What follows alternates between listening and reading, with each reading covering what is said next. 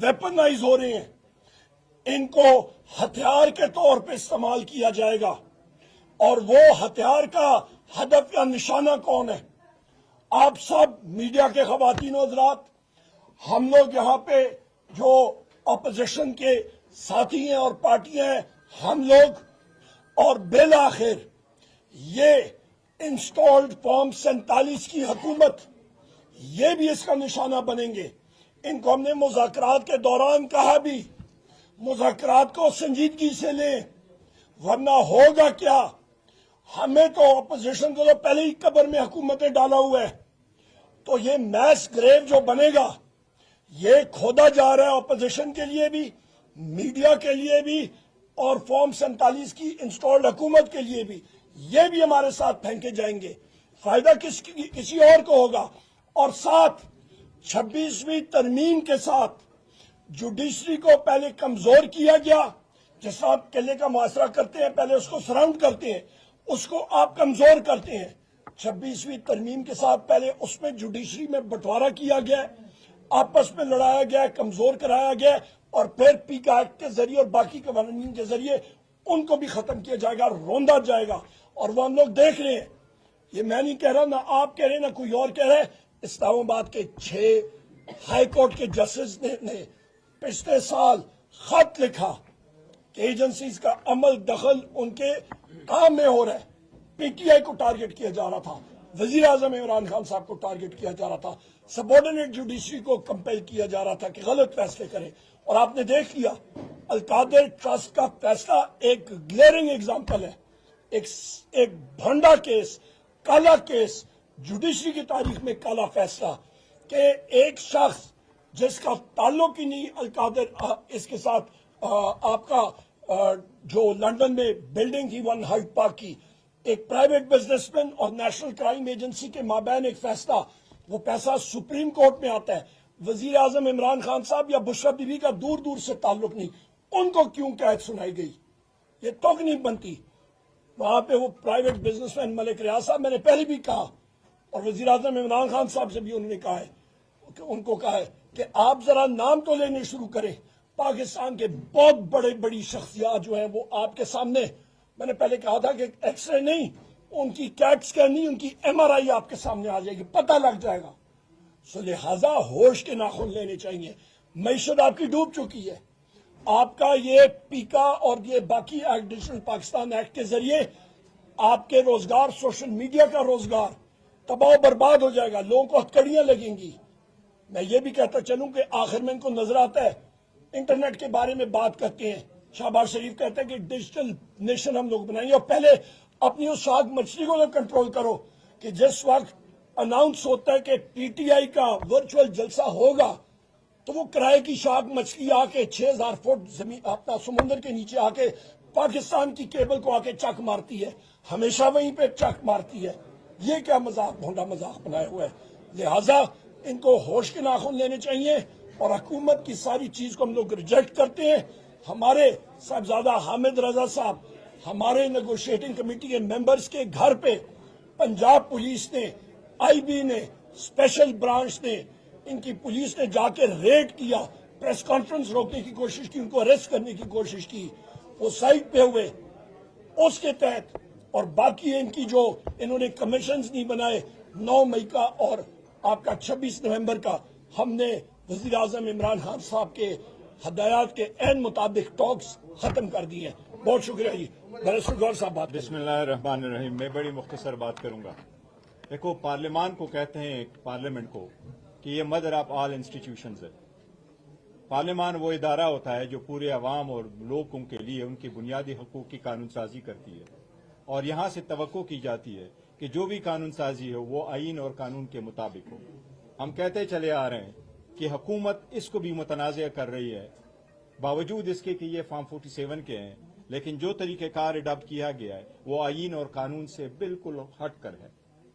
आईन कहता है कि 130 दिन साल में ईवान चले।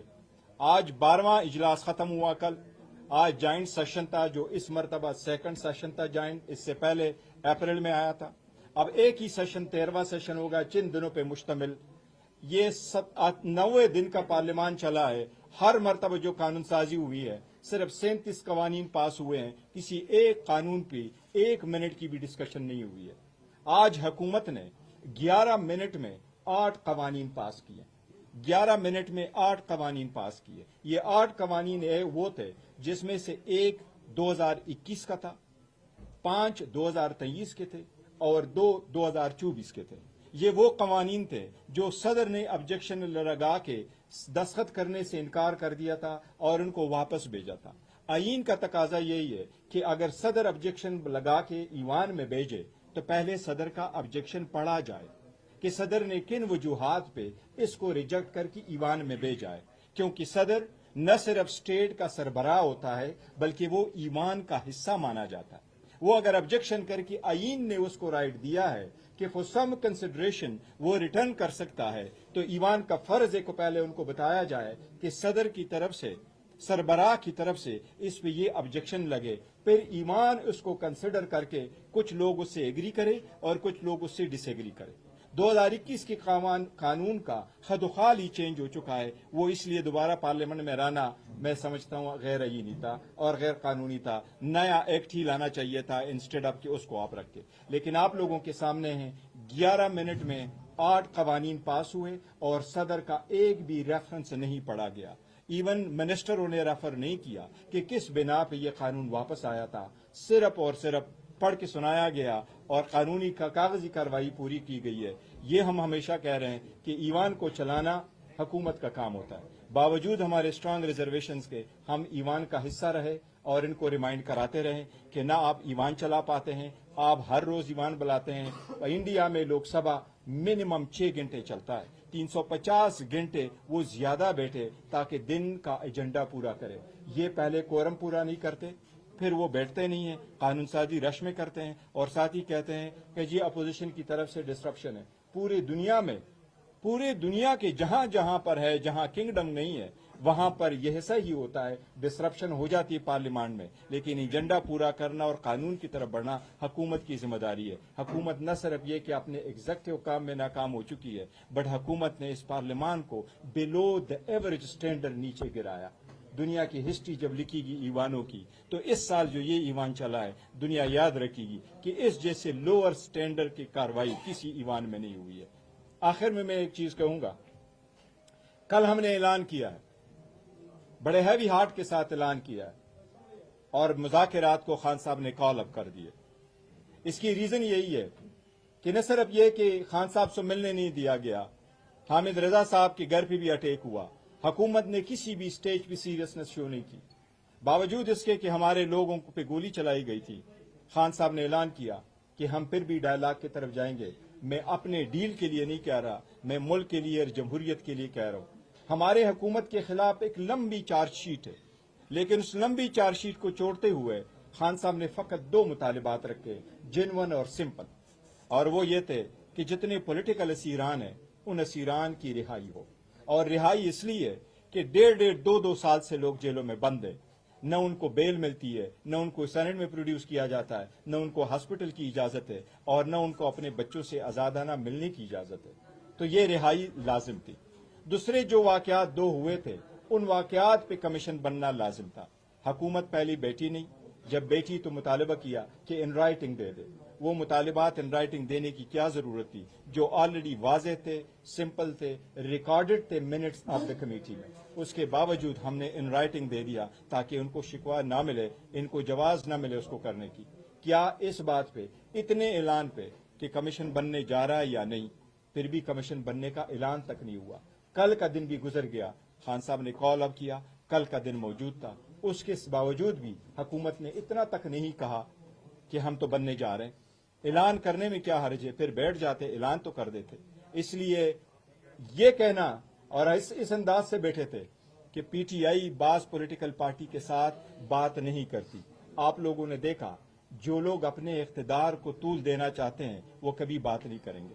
Pakistan Tehreek Insaf rule of law पे बिलीव करती है, कानून पे बिलीव करती है, और यही खान साहब का कहना था कि हमें न्यूट्रल एम्पायर चाहिए ताकि मसाइल का हल ढूंढे। ये बहुत अफसोस की बात है, मुखालिफत इतने दर्जे पे नहीं होना चाहिए, इतने दर्जे के नहीं होना चाहिए कि मुल्क और कौम की भी आप परवाह किए बगैर चले जाएं। इतना जद नहीं करना चाहिए। मैं कहता हूँ इस हुकूमत से बड़ी गलती हुई है जो मुज़ाकरात हम आगे नहीं बढ़ा सके, बहुत अफसोस हुआ।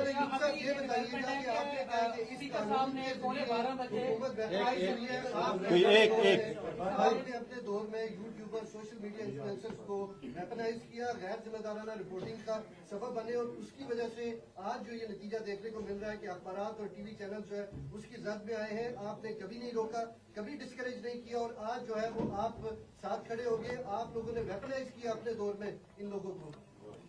बिस्मिल्लाहिर्रहमानिर्रहीम। आपका ये सवाल था या स्टेटमेंट था? पहले वजाहत कर लें। मुझे तो पॉलिसी स्टेटमेंट लगी है। खैर, स्टेटमेंट का जवाब में दे देता हूँ।